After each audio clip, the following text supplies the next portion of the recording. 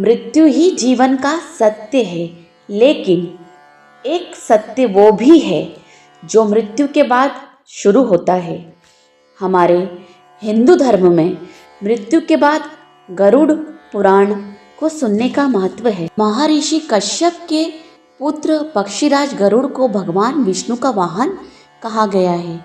उन्हीं पक्षीराज गरुड़ ने भगवान विष्णु से मृत्यु के बाद जीव आत्मा की स्थिति और यमलोक की यात्रा अनेक गूढ़ रहस्यों के प्रश्न पूछे।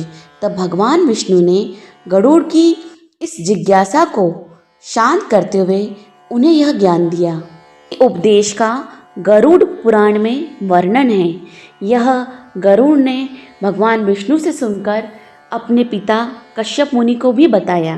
के पहले भाग में भगवान विष्णु की भक्ति कैसे करें, वैराग्य का मार्ग, ज्ञान मार्ग, निष्काम पुण्य कर्म, यज्ञ, दान, तप और तीर्थ के महत्व को बताया गया है। और दूसरे भाग में मरने के बाद जीव आत्मा की क्या गति होती है इसका वर्णन है और वह किन किन योनि में जन्म लेता है।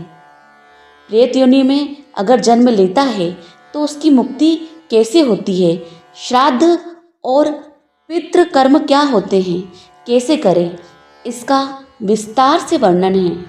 केवल इसी पवित्र पुराण में जो व्यक्ति पाप कर्म करता है उसकी मृत्यु के बाद उसकी क्या स्थिति होती है, उसकी जीव आत्मा की क्या दशा होती है, नरक लोक, प्रेत लोक का वर्णन बताया गया है। मृत्यु के देव यमराज द्वारा उस मनुष्य की आत्मा को उसके किए गए पाप के लिए क्या क्या कष्टदायक और पीड़ा युक्त दंड मिलेंगे यह बताया गया है और आत्मा किन किन योनियों से होकर गुजरेगी।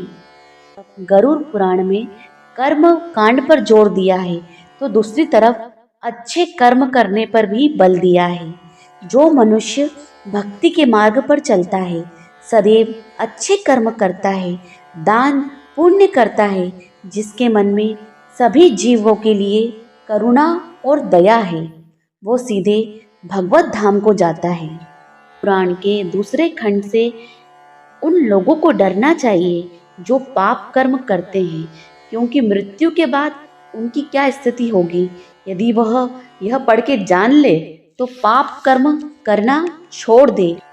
इस पुराण को तभी पढ़ते हैं या सुनते हैं जब किसी परिजन की मृत्यु हो जाती है, लेकिन इस पुराण को हमेशा सुने और पढ़े, क्योंकि यह सिर्फ पितृ और श्राद्ध कर्म के बारे में नहीं बताता, बल्कि भक्ति से भी जुड़ा है।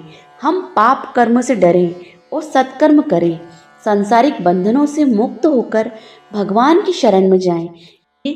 हमेशा बुरे कर्म करने से डरो, क्योंकि एक कर्म भी छुप नहीं सकता। यह ईश्वर का विधान है। आज नहीं तो कल, कल नहीं तो मरने के बाद इसका दंड जरूर मिलेगा। दोस्तों, आपको यदि हमारे वीडियोस अच्छे लगते हैं तो वीडियो को लाइक शेयर जरूर करें और चैनल को सब्सक्राइब करें। धन्यवाद।